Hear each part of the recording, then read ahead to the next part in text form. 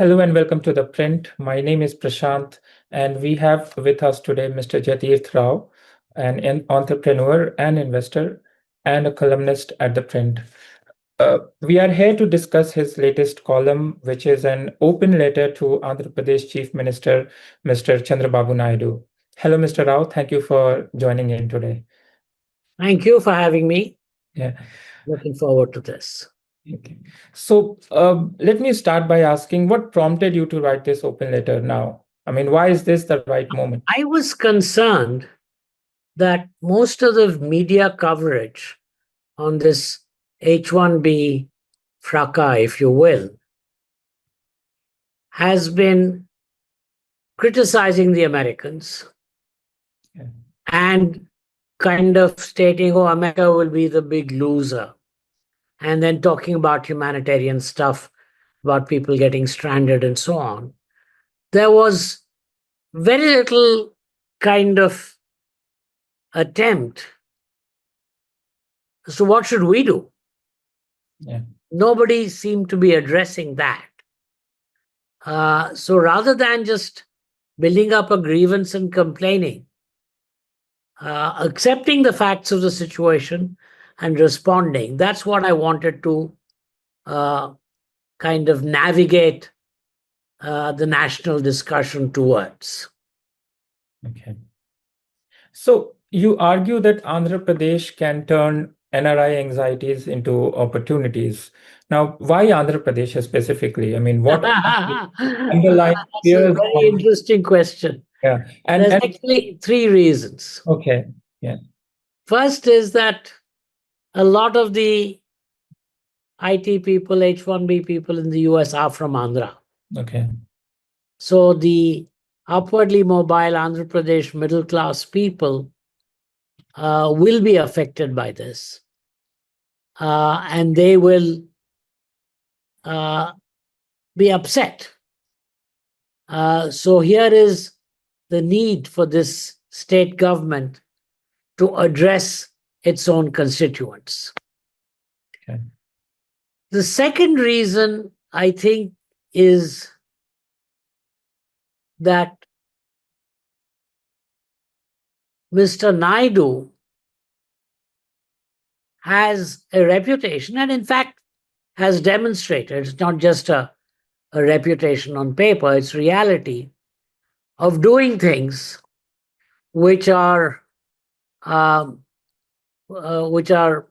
demonstrably for the development of his state. The third reason is Mr. Naidu understands that it's not just hard stuff. It's not just land and buildings. It's soft stuff. And that human capital development is key. And if we have been generous, one way of looking at it, and shared our human capital with another country, maybe it is time now for us to water our own garden and get the plants sprouting in the human capital area in our country. Remember, as Chief Minister of erstwhile United Andhra Pradesh, Mr. Naidu used his clout not just in hard stuff, airport, good highways, development, which is important. Hard stuff is important, I don't deny it. But also soft stuff. He welcomed the Indian School of Business to open up in Hyderabad. He prevailed upon the central government to locate the insurance regulator for the country in Hyderabad, because he realized that soft stuff, human capital, having an environment where good talent is attracted for various reasons, could be for insurance, could be for being an academic in a business school, it kind of ends up increasing the overall economic capacity of the city or the state. So I thought he would be one of the few people in our country, not one of the few people, one of the people in our country who would understand this and who would react. So, and what about the fears, the underlying fears among the Indian families abroad that you see? that would push them towards coming to India, as you say, and go with any plan of the government, whether central or state. There is nothing new. I mean, people are making it sound as if this is new. If you look carefully at the US government statements, Yeah. not only in this context, in general context of immigration, they have said a visa is not a right, it's a privilege. So that these people were guests in a foreign country and they had been given the privilege of staying there. And that privilege could be withdrawn at any time for any reason, is something that they've been aware of. But instead of keeping it in the front of their minds, they've buried it in the backs of their minds and somehow pretended or believed that it won't affect them. Now, the fact of the matter is, sometimes these things happen. Policies change, privileges are withdrawn. It's very difficult to withdraw a right.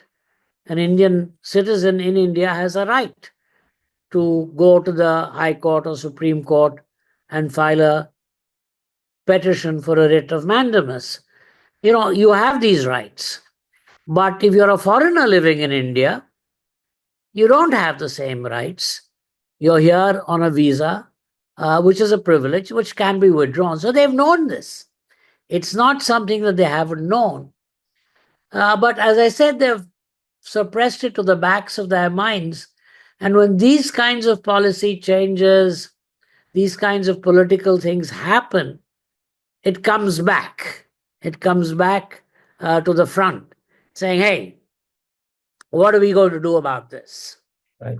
So one of the ways you suggest is developing techno parks for returning NRIs and persons of Indian origin. Now, how do these differ from India's existing IT parks and special economic zones? I don't think they differ a whole lot. I think the only difference is I'm talking of creating ecosystems specifically aimed. The technopark is an adjective. It's just a word. It's not, it's not important. Okay. But you create an environment and ecosystem specifically for people who want to come back, who have migrated either temporarily or semi-permanently or temporarily with the hope of permanent migration. And some might even have migrated permanently. Do you create an ecosystem that attracts this human capital back?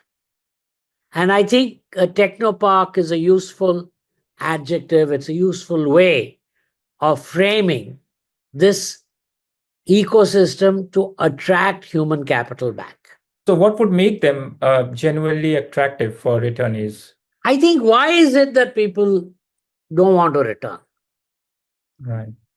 The first one is economic. They get paid more there than here. The second one is that the infrastructure where they live, the roads, sewage facilities, protected water supply, schools, etc., are superior to what they have in India. The third is they feel that long term, for their children and so on, the US may be a better environment than India. So I'm trying to address all these concerns. First, I am not necessarily saying we need to attract 1 year, 2 year experience computer programmer back.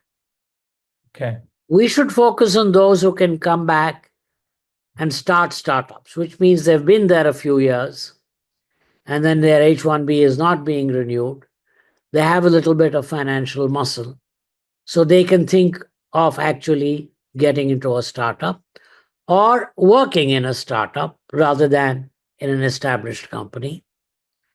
So I think the economic stuff becomes that much less important.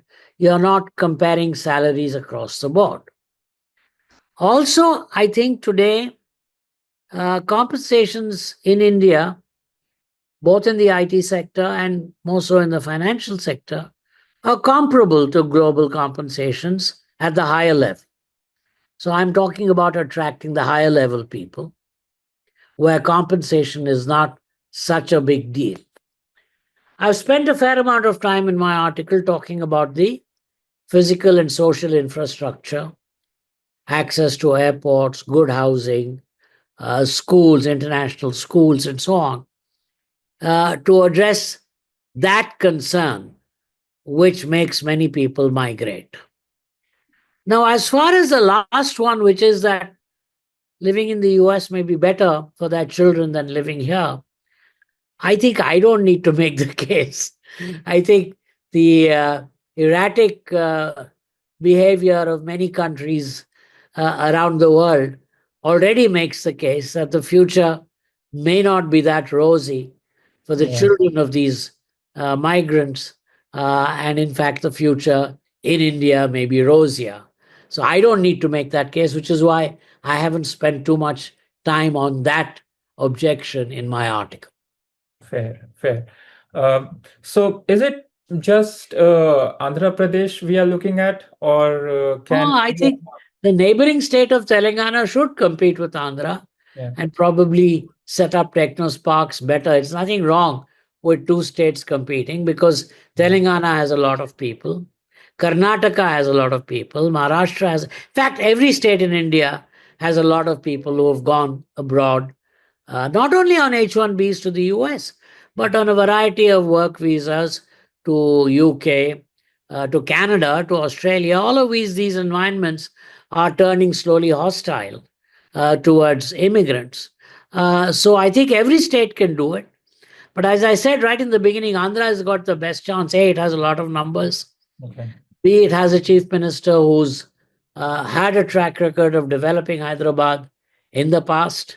And C, it has a leader who's very um, understanding of the human capital, soft dimension of this. But I think Telangana should compete with Andhra. And there's not, no, the country will be better off if 4 or 5 states take up competitive positions on this.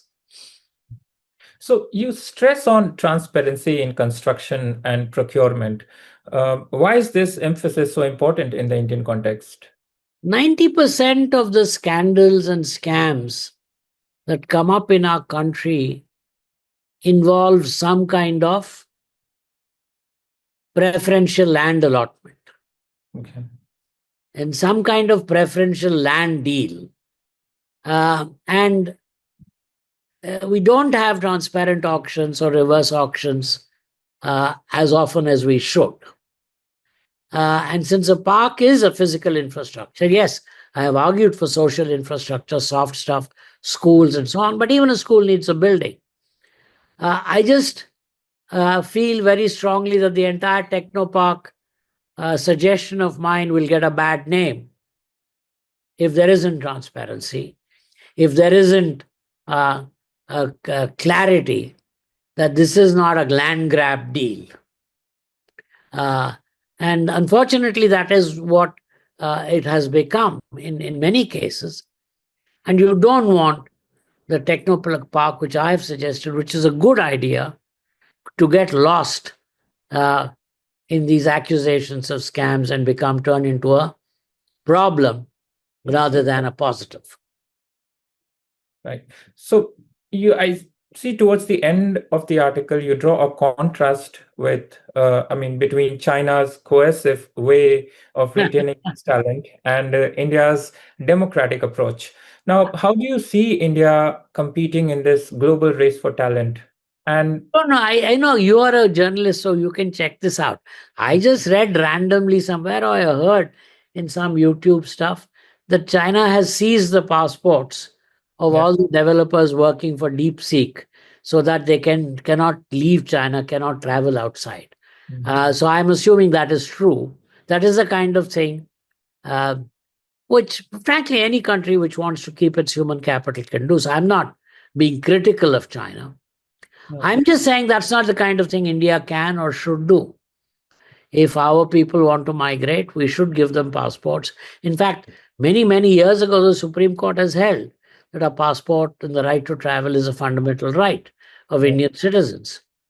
So it's not something that we can or we should do.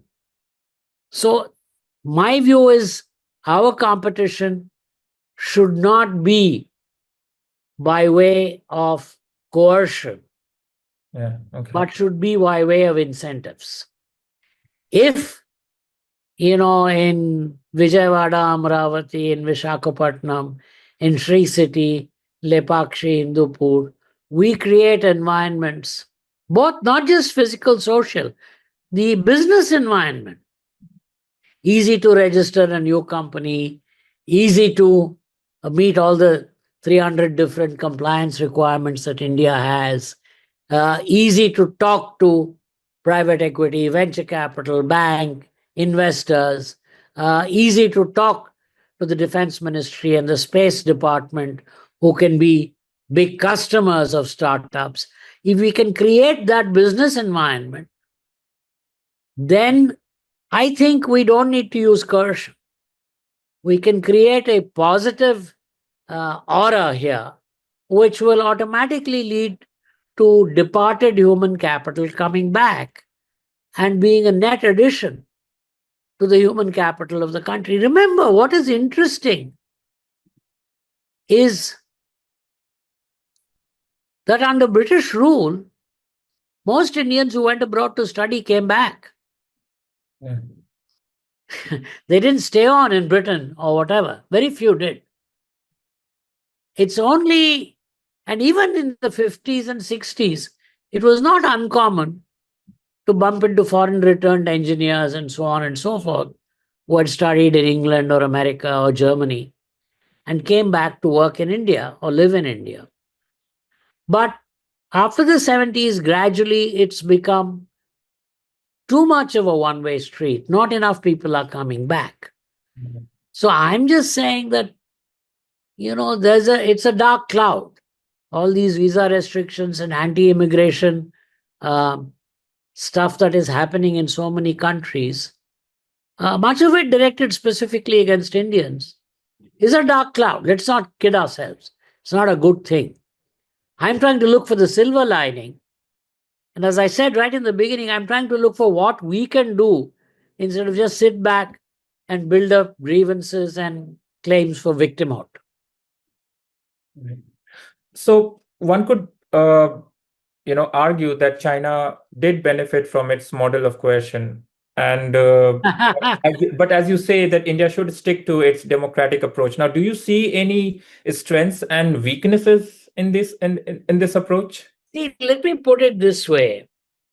Even China, Yeah, I think they can do it today because they have reached middle income levels.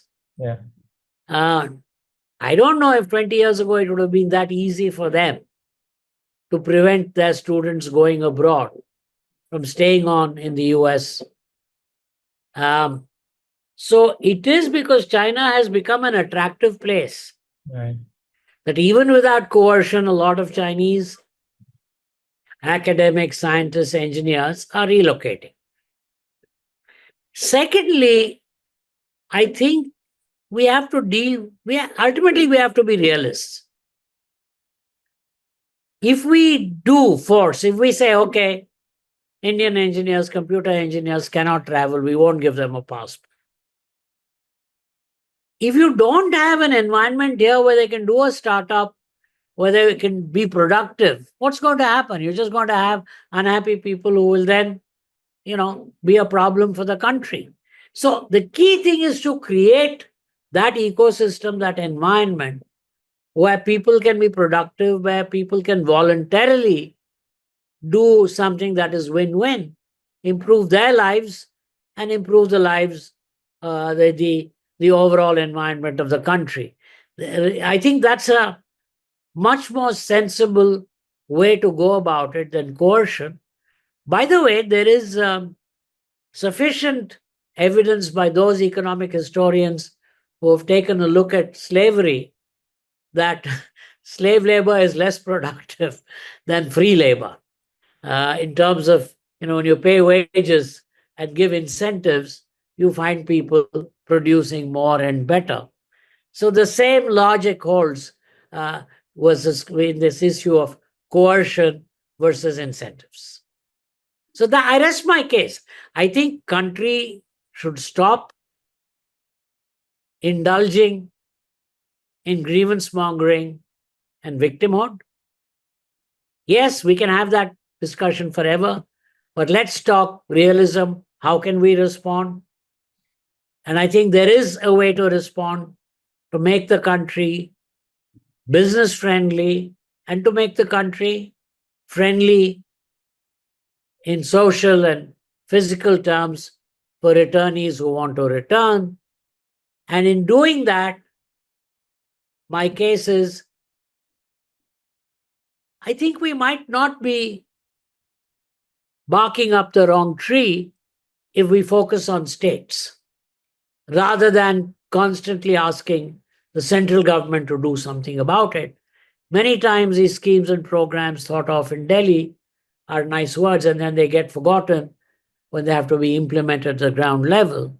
So I think no grievances, try and see what we can do, make it business friendly, make it returnly friendly, and focus on state and local developments to make it practical, realistic in the short term. These are the three things I would like to end on. Okay. And of course, no coercion, only incentives. Of course.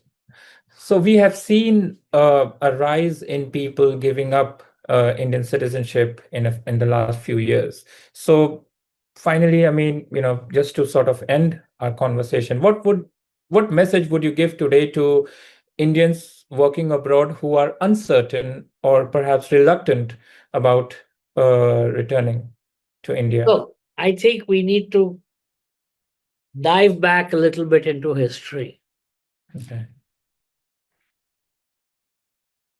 Indians who had been born there and who had contributed a lot to those economies were kicked out of Burma, Uganda, Aden, etc.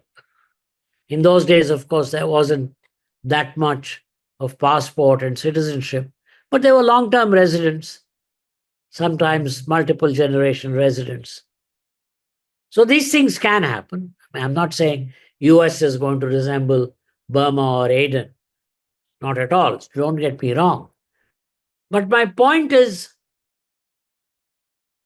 it's okay. I have no objection to people wanting to change citizenship and live in foreign countries. That is their choice and that is their pursuit of what they like. But just keep at the back of your mind. That's why I said front of mind, back of mind. In the back of mind, they all know that this is a bit risky. Till now, it has never been front of mind. But there's always that 2% residual thing, that at the end of the day, here is not a country where you are absolutely protected.